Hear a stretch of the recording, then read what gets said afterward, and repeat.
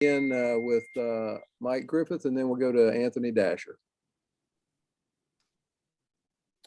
Hey, Coach, I guess I'd ask you, what's been the area emphasis this week? The area of emphasis? Yes, sir.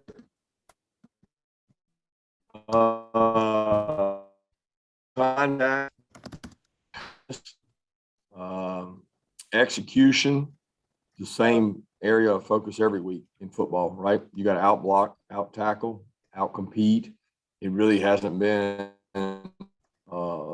unique circumstance. Practice Tuesday was get after it day, and we got after it. Kids had great.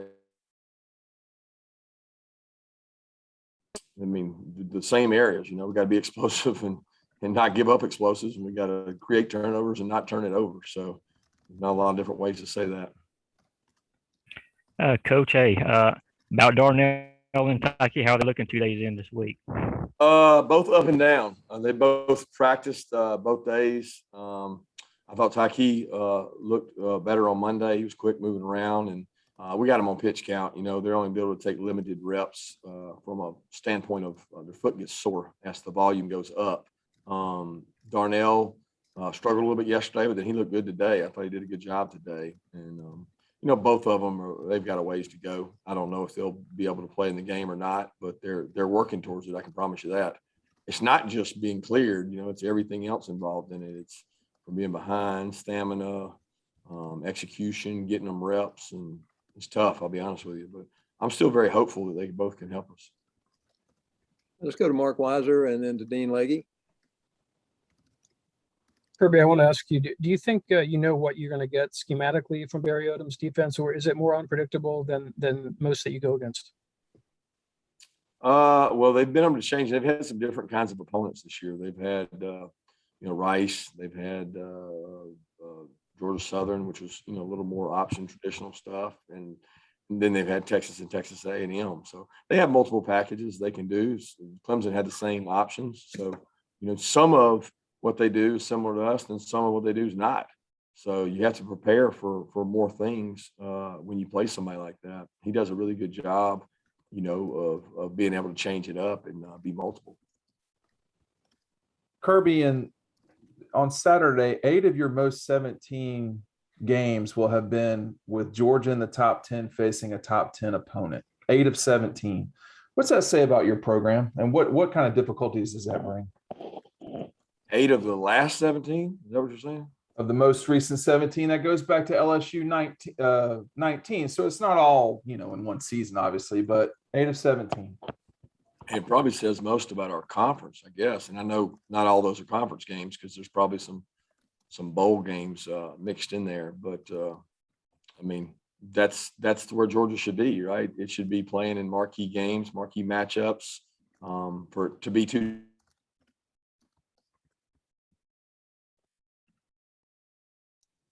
And a lot of good football. There's a lot of good football teams we play against, and a lot of good opportunities. But I like that. It's the prep of the week is a lot more focus, a lot more energy around the game. Of course, I feel like every SEC game's that way, whether it's top 10 or not. But it's great. I like it.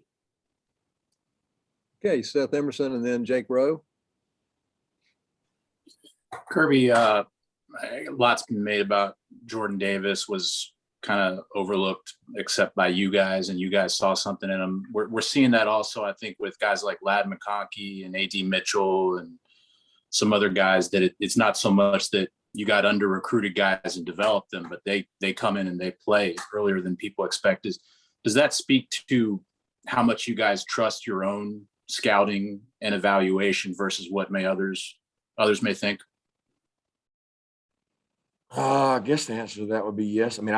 I don't know how other organizations do it, so it's hard to compare. I do know how we do it. And I don't think any college coach would tell you they make decisions based on what the rankings and the recruiting rankings say. I really don't think a college coach would say that. I think they do it based on the evaluation they see on tape. And that's what we do, because I really have found that if you go off camp, it's a hell of a lot better accuracy than any ranking or anything, even the tape you see in high school. we didn't love AD Mitchell's high school tape. And we were like, man, I got question marks. But we loved him in camp, and we loved his COVID workouts that he did. And I get a lot more accuracy with information. Like, to me, information removes errors.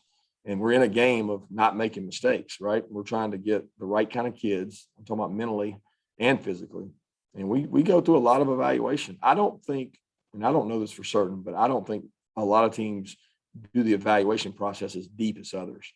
Some people fall in love with a player because of a play, and then they just go recruit them. But we don't do that here. We watch a lot of tape, and I'm on my coaches all the time that, hey, the tape and the camp is going to speak volumes to who they are. Trust your evaluation. And we worry about the ones we get, not the ones we don't. And it's helped us. Now, we've been wrong. We've made mistakes as much as anybody, but I do think that character matters more now than ever. And, guys like Ladd, they do a tremendous job and have speed. And I'm like, shoot, man, why would this guy not be a good player? He is. Kirby, you mentioned yesterday about Barry Odom doing a good job of making teams offenses kind of play left-handed. How hard do you guys work on that, both sides of the ball, making defenses, making offenses play left-handed? How big of a factor is that when you guys are game planning for an opponent, just making sure that they do something maybe they're not comfortable doing? Well, we try to defensively. I don't know I don't know that we're as good at it as Barry and those guys, because Barry and them come at you kind of very different schematically. We're probably, I would say, closer to the norm in terms of our league, and Barry and them are not. They're a extremely tough prep because of the way they play. It's just different. I can't explain it to you. You have to watch the tape. Their kids play extremely hard, extremely physical. The strain is enormous, and if you don't match their strain, you're going to have a frustrating day. And I got a lot of respect for the way they play. But we try to force people to our big thing is stopping the run, and that's always been an MO of ours. We've just been able to affect the passer a little better this year. These guys run the ball really well, and Coach Pittman is very involved in that, and Coach Browse does a good job of that. So offensively, we obviously try to dictate with some tempo, and we try to dictate with our playmakers' ability, getting the ball to our playmakers. But I can't say that we make people play left-handed as much as they do. All right, how about Vance Levy and then to Palmer Toms? Kirby, with the way their defense drops so many players, how important is JT to really exercise a lot of patience out there on Saturday? Well, everybody says they drop a lot of players. Those same players are the ones tackling people in the backfield. So they don't always drop them. They're aggressive. They know in order to stop the run, they've got to be great eye control, great run pass readers. They're right a lot. Like their kids understand the game. They trigger on runs, and they're really elite at beating blocks. They run guys to the ball. So it's not like they're out there just dropping on air, giving you all kinds of opportunities.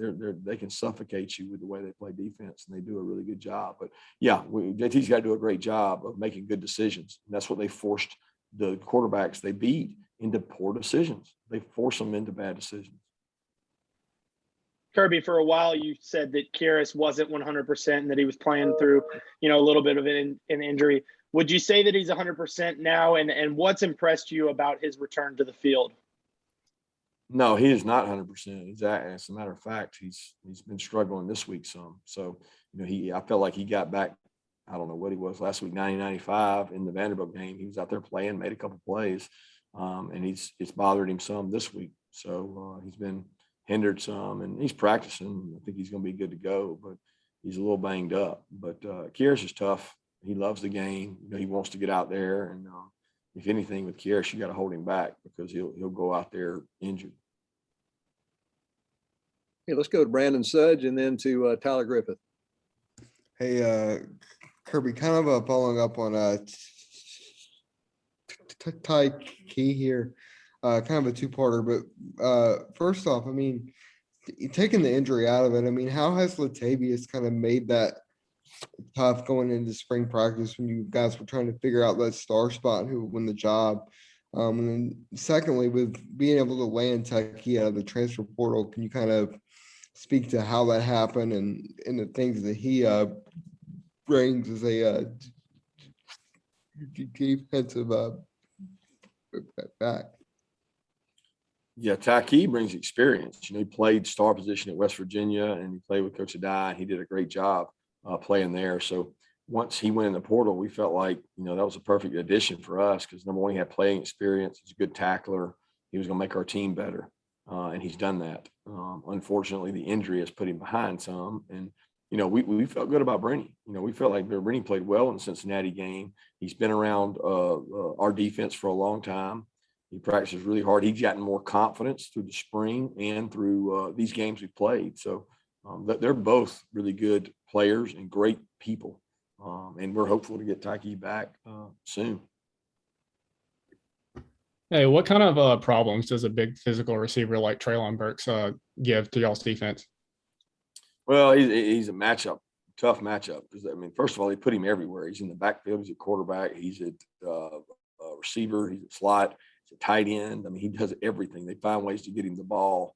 And he's fast. He's faster than you think he is. He gets out there on the edge and can go. Really tough. So, obviously when it comes to 50-50 ball, size matters.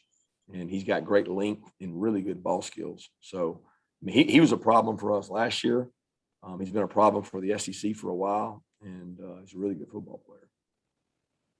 Let's go to Connor Riley and then to Jed May. Hey, Kirby, how has Jalen Carter grown as a player now, being in his second year, and what kind of progressions has he made as he continues to try to become a better player? He's more confident in the system, I think, more confident in his ability.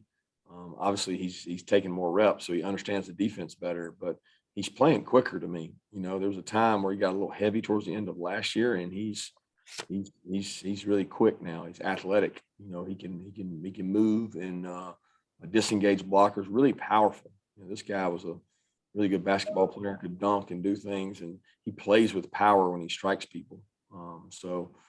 We're excited about the way he's playing. He's gotten better and grown as a player, and he's got two great role models there in Jordan and Devontae.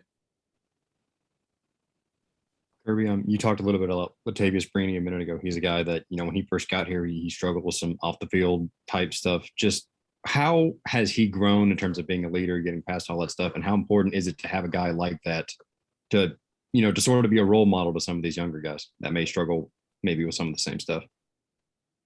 He's been a pleasure to work with the whole time. He's never truly been a problem. He's a guy that goes to class, does what he's supposed to do, has discipline, fun to coach, appreciates hard coaching.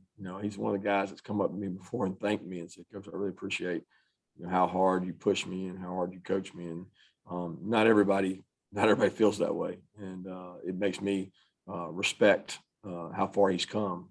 And he's a great young man, and he's gotten better from being here, and he's a good role model for our players. He's a true example of, if you work hard and you learn the defense and you get better, that you'll get your opportunity. He's done that. We'll come back. Davis Baker, do you have a question? Yeah, thank you. Coach, when prepping for KJ Jefferson, obviously a big athletic quarterback, does it help that you've seen, DJ from Clemson who's similar in stature to him? Does that help your defense prepare? Yeah, it probably helps in terms of wrapping up and finishing, because you don't ever get to practice tackling somebody that big. But he's a little different. DJ was not trying to run the ball, and they didn't really try to quarterback run him much, where KJ does do that. And KJ's a more physical downhill runner, and he throws the ball really well too. He's got an extremely strong arm, but he's a true running back runner. He can do those things, and I don't think DJ that wasn't what he was. But in the pocket, it probably helps that we had to tackle a guy that big.